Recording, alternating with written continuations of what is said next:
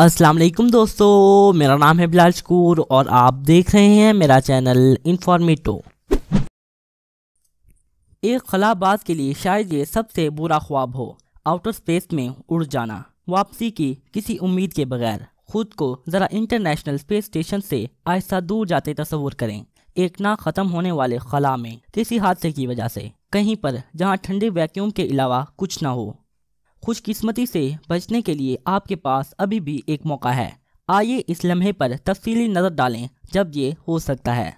तो आप international space station पर हैं। ये फ़िज़ा के ऊपर वाली लेयर में 250 मील की ऊंचाई पर है। ये बताना ज़रूरी है कि ये सिर्फ खला में ऐसे ही नहीं है। ज़मीन की ग्रेविटी मुसलसल स्टेशन को खींच रही है, लेकिन गिरने वाला नहीं।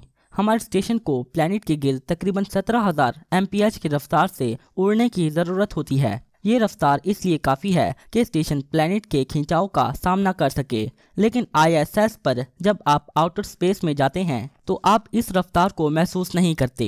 ये आपको ऐसा लगता है कि आप एक ही जगह पर तैर रहे हैं और ज़मीन को घूमते देख रहे हैं, लेकिन अब भी वहाँ बहुत खलाई मलबा होता है जो उल्टी सिमत में उड़ रहा होता है। ISS पर मौजूद एक शख्स के नुक्ता नज़र से इन अशिया की रफ्तार बहुत ज़्यादा तेज़ होती है। आपने एक स्पेस सूट पहन लिया, इसमें ऑक्सीजन की सप्लाईज और इसमें एक पानी का कंपार्टमेंट भी होता है जिसे आप मिशन के दौरान पी सकें।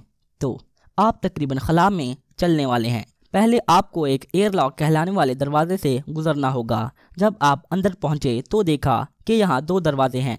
आप दाखिल हुए और पहला दरवाज़ा बंद कर दिया स्पेस स्टेशन की ऑक्सीजन को ब्लॉक करने के लिए।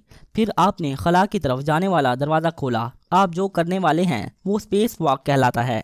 आप इस वक्त आउटर स्पेस में क्यों हो सकते हैं? इसकी कई वजूहात हो सकती हैं। आप शायद साइंटिफिक एक्सपेरिमेंट कर रहे हों, ये जानने के लिए कि कैसे चीज़ें खला में बर्ताव करती हैं। आप नए इक्विपमेंट को भी टेस्ट कर रहे हो सकते हैं, जैसे सेंसर्स और दूसरी हाईटेक चीज़ें। एक और वजह ख़राब हो जाने वाले पार्ट्स को ठीक करना हो सकती है, या इंटरनेशनल स्पेस स्टेशन की मामूल की देखभाल। खला में कदम रखने से पहले आपने खुद को शिप से जुड़ी एक रस्सी से जोड़ लिया। आप छोटी केबल्स को अपने टूल से भी बांध सकते हैं, जैसा कि एक पेचकस या रेंच, तो ताकि आप इन्हें खो ना दें।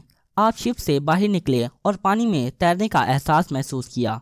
By the way, zero gravity वाले इलाके में जाने से पहले एस्ट्रोनॉट्स एक बड़े स्विमिंग पूल में तरबियत हासिल करते हैं। आपने शिप के हिस्सों को पकड़ लिया और उस जगह की तरफ चल दिए जिसे ठीक करना है। चलो कहते हैं कि आपको एक छोटा पेच कसना है।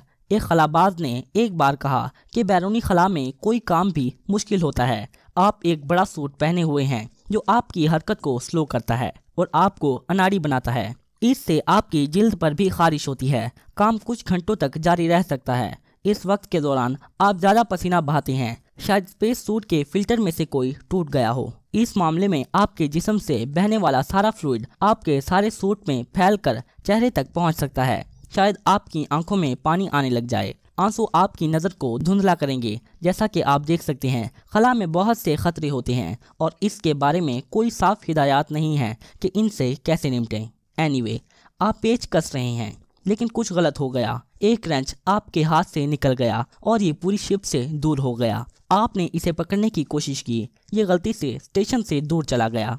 आप इसे पकड़ने में कामयाब हो गए, लेकिन आपकी बॉडी दूर उड़ रही है। आपके पास पकड़ने के लिए कुछ नहीं है, लेकिन आपके पास एक रस्सी है। लेकिन अरे नहीं, अब ये आपके स्पेस सूट से नहीं जुड़ी हुई। आपने इसे गलत लगाया था। आप सिर्फ स्टेशन से ही दूर नहीं जा रहे, बल्कि आपकी बॉडी घूम भी रही है। आपके सामने ज़मीन और काले खलाक का नज़ारा घूमना शुरू हुआ।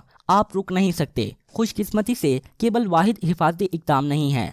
आपका सूट एक सिफर से इक्विप्ड है, सिंप्लीफाइड एयर EVA रेस्क्यू के लिए। ये फ्यूल के साथ एक बैकपैक है जो एक जेट पैक की तरह काम करता है। आपने बैकपैक को एक्टिवेट किया और उसने आपकी उड़ान को लेवल कर दिया।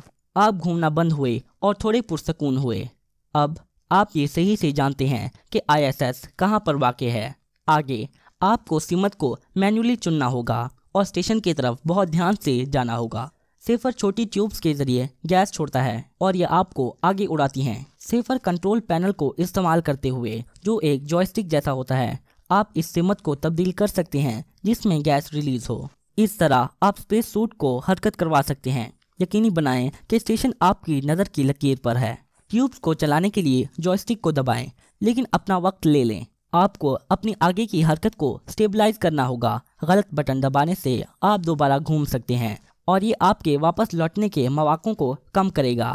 ہر ایسٹروناٹ ایک ورچوئل ریئلٹی سٹیمولیٹر میں گھنٹوں گزارتا ہے جو انہیں محسوس کراتا ہے کہ وہ بیرونی خلا میں ہیں۔ تو اب آپ جانتے ہیں کہ سفر کو کیسے کنٹرول کریں۔ آپ آرام سے اسٹیشن کی طرف جا رہے ہیں۔ بیک پیک کو اپنی رفتار نہ بڑھانے دیں۔ اگر آپ نے رفتار بڑھائی تو آپ کو ٹیوبز کو مخالف سمت میں کرنا ہوگا خود کو سلو کرنے کے لیے۔ اگر آپ زیادہ تیز اڑے تو آپ اسٹیشن سے ٹکرا سکتے ہیں اور سوٹ کو نقصان پہنچا سکتے ہیں۔ آپ آخرکار ISS تک پہنچ گئے۔ آپ کو کسی چیز سے چمٹنا ہوگا اور ایئر لاک کی طرف بڑھنا ہوگا۔ آپ محسوس کریں گے جیسے آپ انڈر واٹر ایک پہاڑ چڑھ رہے ہوں۔ آپ ایئر لاک میں چلے گئے، لیکن اب وقت میں پیچھے چلتے ہیں۔ اس لمحے جب آپ ISS سے دور جا رہے تھے تو آپ نے اپنی حرکت کو لیول کرنے کے لیے بیک پیک کو استعمال کرنے کی کوشش کی۔ آپ گھبراہٹ میں ہیں اور پرسکون نہیں ہو سکتے۔ آپ نے بے ترتیبی سے جوائسٹک کو پریس کیا اور افراتفری میں ٹیوبز کو مخالف سمت میں کر دیا۔ کچھ منٹ گزرے، آپ اسٹیشن کے قریب نہیں آئے اور سفر میں موجود فیول ختم ہو گیا ہے۔ اب آپ قدرے زیادہ گھبراہٹ میں ہیں۔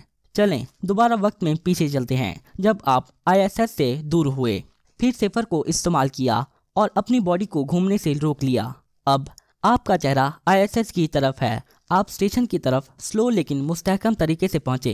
سب کچھ صحیح چل رہا ہے، لیکن ایک لمحے آپ نے کچھ حرکت کو محسوس کیا۔ یہ ایک پرانی سیٹلائٹ کا ایک چھوٹا ٹکڑا ہے۔ یہ سفر سے ٹکرا گیا اور آپ کے بیک پیک کو چیر دیا۔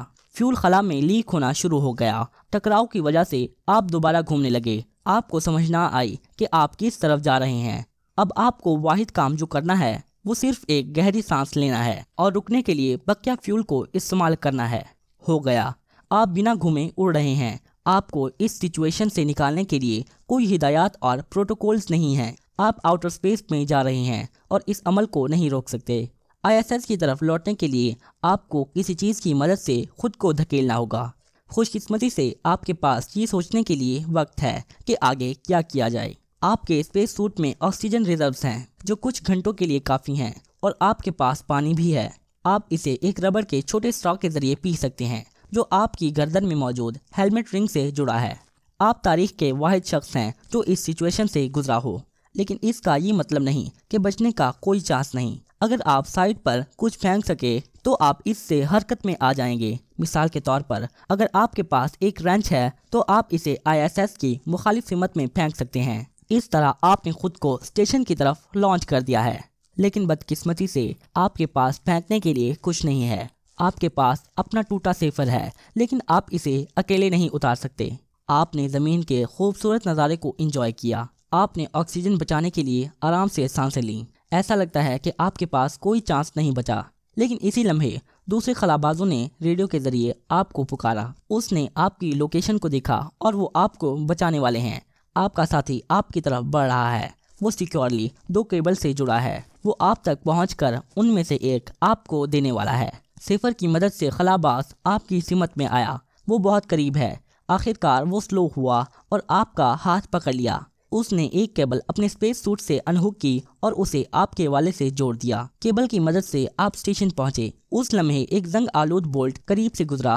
اصل مسئلہ یہ ہے کہ خلا کا کچرا آپ کے سوٹ کو توڑ سکتا ہے اور رسی کو بھی توڑ سکتا ہے۔ آپ تیزی سے ایئر لاک تک پہنچ گئے اور پھر آپ نے دروازہ کھولا اور اندر چھلانگ لگائی۔ سب سے خطرناک خلائی مشن میں سے ایک مکمل ہو گیا ہے۔ نظریاتی طور پر آپ کو بچانے کا ایک اور طریقہ ہے۔ ISS کو خوراک اور ایئر سپلائز ڈیلیور کرتا ایک اسپیس کرافٹ آپ کو اٹھا کر واپس اسپیس اسٹیشن کی طرف لا سکتا ہے، لیکن یہ مشن زیادہ خطرناک ہے کیونکہ اس کے لیے عین درست روٹ کیلکولیشن کی ضرورت ہوتی ہے۔ اگر کچھ غلط ہو جائے تو اسپیس شپ آپ کو ٹھوکر مار سکتی ہے۔ اس کیس میں آپ تیزی سے دور چلے جائیں گے۔ آپ کچھ گھنٹوں تک سفر کر سکتے ہیں جب تک کہ آپ کی آکسیجن ختم نہ ہو جائے یا خلا کا کوئی کچرا آپ کا سوٹ تباہ نہ کر دے۔ خوش قسمتی سے تمام ایسٹروناٹس اتنے زیادہ ٹرینڈ اور ایکسپیرینسڈ ہوتے ہیں تاکہ ایسے حادثات سے بچ سکیں۔